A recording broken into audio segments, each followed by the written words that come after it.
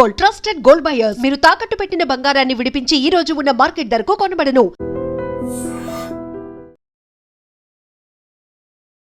Hello views, welcome to iDream Media. ఈ రోజుల్లో మంచితనానికి రోజులు లేవేమో అనిపిస్తుంది కొన్ని సంఘటనలు చూస్తుంటే.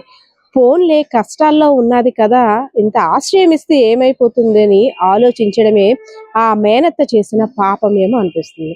ఎందుకంటే విజయనగరం జిల్లా రాజాం నియోజకవర్గంలో కమల అనే మహిళకి మేనకోడలు అయినటువంటి గాయత్రి ఉంది.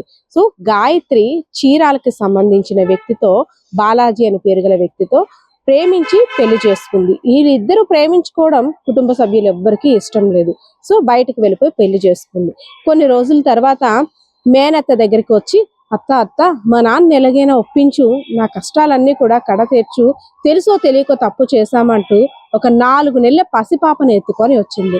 సరే, పిల్లలు తప్పు చేయడం సహజమని ఆ మేనత్త తన తమ్ముడికి నచ్చ చెప్పి, ఫోన్లే పిల్లలు కదా, తెలుసో తెలియకో తప్పులు చేశారు, క్షమించడం మన ధర్మం, వాళ్ళే తెలుసుకుంటారంటూ నచ్చ చెప్పింది. ఇదంతా బాగానే ఉంది, కానీ ఇక్కడే అసలు ట్విస్ట్ మొదలైంది. కమల తన భర్తతో కలిసి పొలం పనులకి వెళ్ళిపోయేది. ఎక్కడైతే రాజాం నియోజకవర్గం ఉందో అందులో ఆమె ఉన్న ప్రాంతంలో పొలం పనుల కోసం వెళ్ళిపోతూ బీరువాలో కొంత సొమ్ముని, అదే విధంగా బంగారాన్ని కూడా దాచింది. సో ఎవరైతే గాయత్రి, అదే విధంగా గాయత్రి భర్త అయినటువంటి బాలాజీ ఈ సొమ్ము మీద కన్నేశారు.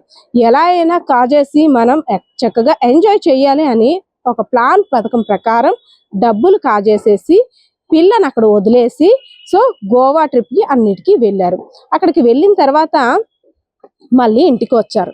ఇంటికి వచ్చిన తర్వాత ఇలాగా డబ్బులు పోయాయి అన్నయ్య, తమ్ముడు డబ్బులు పోయాయి, నాకు ఎవరి మీద అనుమానం రావాలో అర్థం కావట్లేదు, ఎవరినంటే వాళ్ళే ఫీల్ అవుతారని కమల ఎవరైతే గాయత్రి యొక్క తండ్రి ఉన్నారో ఆయనతో చెప్పింది. ఎందుకంటే సొంత తమ్ముడు కాబట్టి.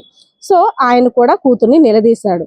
అత్తాల ఇంట్లో డబ్బులు పోయాయి అంటే నీకేమైనా తెలుసా, నువ్వే తీసుంటావని, నా మీదే నిందలు వేస్తారా, నాకు ఇక్కడ అవమానం జరిగిందని ఆ పసిబిడ్డని, 4 నెలల పసిబిడ్డని ఇంటి దగ్గర ఉంచేసి వీళ్ళేంచి బయటకు వెళ్ళిపోయారు. ఆ దాచేసిన డబ్బులో కొంత భాగాన్ని ఒక ప్రైవేట్ బ్యాంకులో తనఖా పెట్టేసి ఆ డబ్బులతో గోవా నచ్చిన చోటుకంతా షికారులు చేశారు. హైదరాబాద్లో ఒక దగ్గర తీసుకొని సిమ్మును మార్చేసి ఆ మొబైల్లో వేరే సిమ్ వేసేయడంతో ఈ కమల వాళ్ళు ఎవరైతే ఉన్నారో పోలీసులకి ఆల్రెడీ ఇలా జరిగింది దొంగతనం ఇంటిమేషన్ చేశారు కదా. ఈ గొడవ అయిన తర్వాత మేనకోడలు భర్త కూడా వెళ్ళిపోయారు కదా. నెంబర్లు ఎన్నిసార్లు ఫోన్ చేసినా వాళ్ళు ఫోన్ అవ్వట్లేదు. హైదరాబాద్లో కొత్త మొబైల్ కొన్నారు కదా, దాచేసిన డబ్బుతో, ఆ డబ్బుతో కొన్న మొబైల్లో సిమ్ వేశారు. వెంటనే ఐఎంఈ నెంబర్ ట్రేస్ అయింది. సో పోలీసులు కూడా తీసుకొచ్చి అమ్మ జరిగింది ఇదని, నిజమా వాస్తవమా కాదా, డబ్బులు దొంగలించారా లేదా అని తమదైన శైలిలో పోలీసులు కూడా ఎంక్వైరీ చేశారు. మొత్తానికైతే మాత్రం మేమే దొంగతనం చేస్తామని ఒప్పుకున్నారు. కొంత సొమ్ముని పోలీసులు రాబట్టగలిగారు, మరి కొంత సొమ్ముని అంటే ఎంజాయ్ చేశాం కాబట్టి ఖర్చు అయిపోయిందంటూ చేతులు ఎత్తేస్తారు. సో వ్యూస్, దీన్ని బట్టి చూసిన తర్వాత ఏం అర్థమవుతుంది, పోనీ కదా అని నా మేనకోడలే నా రక్త సంబంధం అని ఇంత ఆశ్రయం ఇస్తే మేనత్తింటికే కన్నం వేసిన మేనకోడలు. సో ఇలాంటివి చూస్తుంటే ఎప్పుడైనా ఎవరికైనా కష్టం వస్తే ఇంట్లోకి పిలిచి మంచినీళ్ళు ఇవ్వాలన్నా సరే భయపడాల్సిన రోజులు వస్తున్నాయని ప్రతి ఒక్కరు కూడా అనుకుంటున్నారు. ఏదైనా అమాయకురాలైనటువంటి మేనత్తని మోసం చేయడానికి తల్లిదండ్రులు వదిలేసినప్పుడు కూడా మేనత్త ఒక తల్లిగా ఆదరించింది. అందులో చంటి బిడ్డను చంకన వేసుకుని వచ్చిన దాన్ని ఇలా ఆశ్రయం కల్పించడం వల్ల ఆ మేనత్తకే పంగనామాలు పెట్టారు ఇద్దరు భార్య భర్తలు కూడా. ఇది చూసిన తర్వాత పోలీసులు కూడా ఒక్కసారిగా అవాక్కయ్యారు. ఎంతో ఇన్నోసెంట్ గా కనిపించే గాయత్రి ఇలాంటి ఘాతకానికి పాల్పడిందా, ఓన్లీ భగవంతుడు ముందే మేల్కొల్పేటట్టు చేశాడు.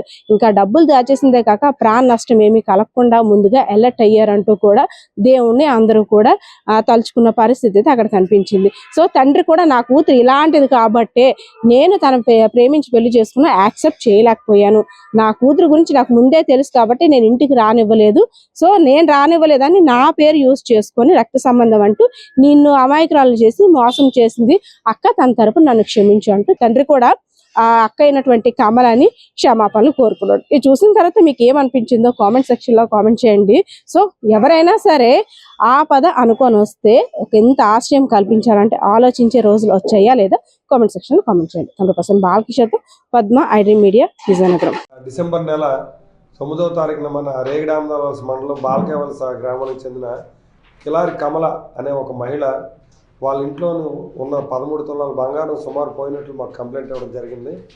ఈ కంప్లైంట్ పైన మేము ఎఫ్ఐఆర్ రిజిస్టర్ చేసి దర్యాప్తు కొనసాగించడం జరిగింది. ఈ దర్యాప్తులో భాగంగా అదే గ్రామానికి చెందిన డోల గాయత్రి అనే ఒక మహిళ ఈ దొంగతనానికి పాల్పడినట్లు గుర్తించాము. అదేవిధంగా ఈమెని మ్యారేజ్ చేసుకున్నటువంటి వ్యక్తి దొడ్ల బాలాజీ అనే వ్యక్తి, వీళ్ళిద్దరూ కలిసి దొంగతనం చేసి గ్రామం నుంచి పరారైనట్లు మాకు అనుమానం కలిగింది. దాంతో వాళ్ళిద్దరి గురించి కూడా మేము వెరిఫై చేసుకుంటూ తిరగడం జరిగింది. ఇదే క్రమంలో వాళ్ళ తాలూకు మకాన్ని ఎప్పటికప్పుడు హైదరాబాదు, గోవా, ఇలా భువనేశ్వర్ ఇలా మార్చుకుంటూ వచ్చారు.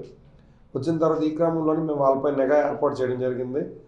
వాళ్ళు ఈరోజు ఉదయం మళ్ళీ అగైన్ రాజాం వచ్చి ఇక్కడి నుంచి వాళ్ళకి 4 months బేబీ ఉంది వాళ్ళిద్దరికి. ఆ బేబీని పట్టుకొని ఇక్కడి నుంచి భువనేశ్వర్ వెళ్ళిపోదామనే ఒక ప్లాన్లోని మళ్ళీ రాజాం రావడం జరిగింది. ఈ క్రమంలోనే వాళ్ళని అదుపులోకి తీసుకోవడం జరిగింది. వాళ్ళ దగ్గర నుంచి పూర్తిగా అసలు నేరం వాళ్ళు చేసింది లేనిది నేరం ఒప్పుదల రికార్డింగ్ అనేది చేయడం జరిగింది. నేరం వాళ్ళు చేసినట్టుగా వాళ్ళు అంగీకరించారు. అదేవిధంగా ఈ మొత్తం బంగారాన్ని కూడా ముత్తూట్ ఫైనాన్స్లో తాకట్టు పెట్టడం జరిగింది. దీని ద్వారా వచ్చినటువంటి సుమారు 11 లక్షల రూపాయలు వీళ్ళకి కొంచెం ఒక 4-5 లక్షల వరకు అప్పులు ఉన్నాయి. ఈ అప్పుల నిమిత్తం వాళ్ళ అన్నయ్యకి కొంత, వాళ్ళ తండ్రికి కొంత అమౌంట్ ఇవ్వడం జరిగింది. అదేవిధంగా మిగిలిన డబ్బులు అన్నీ కూడా వీళ్ళు కొంత ఖర్చులకు పోను, కొంత వీళ్ళ దగ్గర రికవరీ కూడా చేయడం జరిగింది. దీనిపైన మిగిలిన దర్యాప్తు, మిగతా వాళ్ళ పాత్ర ఎవరైనా ఈ కేసులో ఉన్నదన్నది కూడా మేము దర్యాప్తు చేయవలసి ఉన్నది. Thank you. నిజంగా ప్రస్తుతం ఉన్నటువంటి సమాజం దేనికి ప్రయారిటీ ఇస్తుంది? ఆర్థిక సంబంధాల చుట్టూ మాత్రమే తిరుగుతుంది. మళ్ళీ ఎన్నికలంగానే చాలా విరక్తి కలుగుతాం.